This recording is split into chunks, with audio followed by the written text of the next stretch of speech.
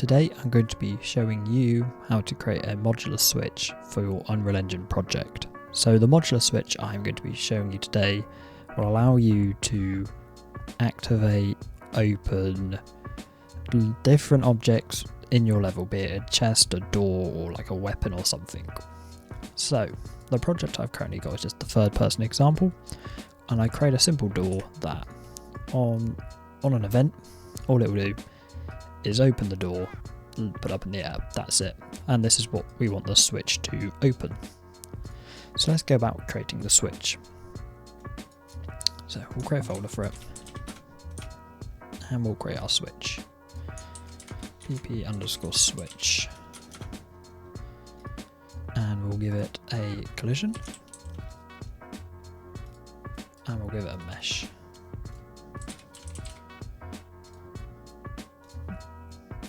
A little bit bigger, so there we go. So here is our imaginary switch, shall we say. We want this switch to activate this door. How will we do that?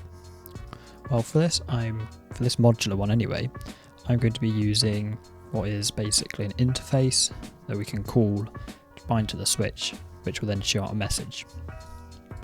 So we'll create the interface now for it. And we go to blueprints, blueprint interface, bpi_switch interface. We'll just call it bpi switch because it's already interface on there. So bpi switch with a simple event, activate switch. So I will have a video going into what interfaces are, but for now I'll just say like it's something that we can do that allows us to call an event basically, that isn't a cast. I'll save that for now, but I will have a video going out what interfaces are and how to use them. So this interface we will basically put into this blueprint. So how do we do that? Class settings, then we go to implemented interface and we find our switch. So now we have basically our base switch with our interface in it, but we want this to be modular, and for that we want it to have like different versions and whatnot and be able to be binded to different ones. So what we're actually going to do is close that and create a child class. So do that, right click child class, call it switch child. We'll just leave it like that for now, and I'll rename this to base. So we have our base and we have a child, and as we can see our child as parent class is that base switch, but everything in here is the same, as well as it inheriting stuff. So with that, we now want to implement our interface. So we can delete all that because we don't have anything currently going on within our parent for now. So here we can implement our interface, and from here we can call events. Now for this, to show that it's working, I'm just going to quickly create a material, call it that because I'm from the UK and unfortunately that's how we spell colour. So yeah, sorry to any Americans. So that's how you spell, that's how I put colour. We just create a simple material, convert it to a parameter, and we'll make a quick instance out of that. Call it activated. Probably rename this something like m_switch color, but just for this tutorial we'll just call it that, and we'll make this like red, just a red. So there we go. So within our child now we can go get our mesh, because remember everything is inherited from our base, so we can just grab our mesh, go set material, and quite simply type in our material that we just made. Do that. So if we were to put our child in the world, we will see that nothing is happening. Why is that?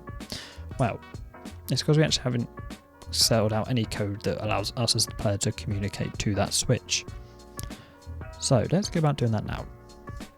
So within our character, and this is just a blank third person character we're going to use, you can put this in a component to make it even more modular, to allow other things to do it or other characters do it. But for the purpose of this video, we're just going to use the event graph for the third person character. We'll get the just a debug key, we'll use 5, and all we're going to do is get overlapping actors. And from that, get for each loop. And here is where it's quite important. So this get overlapped in actors, basically anything that our character is overlapping with will be picked up via the collision and sorted via this class filter. And here's where it's quite good. As you can see, we have our switch here. If I type in base, we have our base. If better example actually, if I rename our child switch to this, let's give this a quick compile. You will see we have our two switches, our base switch and our base switch child. The good thing about using parent hierarchy is anything in the base, if you select the base, it will also call everything within the child blueprints. Again, I'll have a video going out about hierarchies and why they're super useful. But let's just say, for now, we can select just our base switch and it will call any children we create off that base. And we can call from this array, because now basically we're getting all the overlapping actors from this, and if there is one, we're going to call our interface here. So we go activate switch. Now by default it will only activate if we have one, so if you can spam it, it just won't activate. But if you want to be super safe, you can always add it is valid here. And this will just tell us if the object we're overlapping is valid. So when we press 5, we're getting our overlapping actors. If any of them are this switch or children, if they're valid, we're then shooting out this activate switch, and we can plug this into our break. So we only ever activate one at a time. Like so. And when we do that, this then will call this because it'll be the one we're overlapping with. So let's see that working now. Currently I hit 5, nothing is happening. I walk over to our switch, something's happened, it's now red. What we can do from that now, is we know that works, is we can add on here. So the last step is, how do we get this door to activate with this switch? What we're going to use to make it modular basically is an event dispatcher. So we can't actually add this from our base switch here. So what we can do is on event switch activated.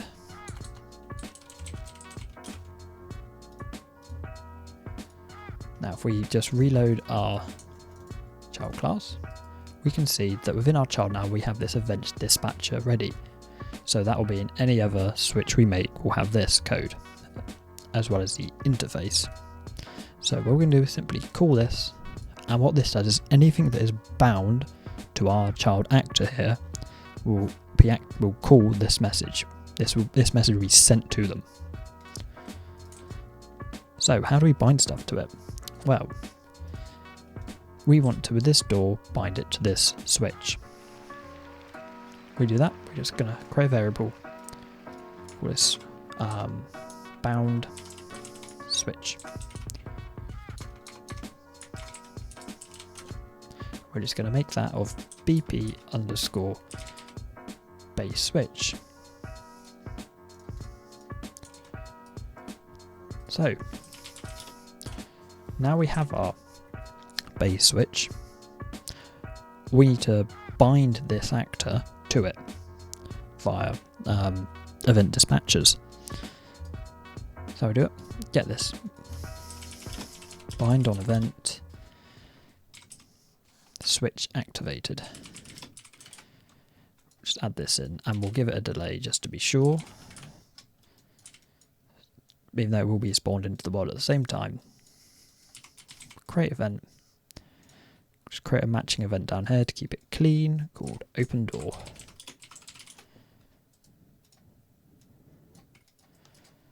And so all this is doing is our actual door on event, it's binding itself to that switch, waiting for its event dispatcher on here to be called. And when it is called, it will activate and run this code. So let's see that work in person. So I'm here, I spam 5, nothing happens. Walk over here, hit 5. Let me see, nothing's happening. Why is that?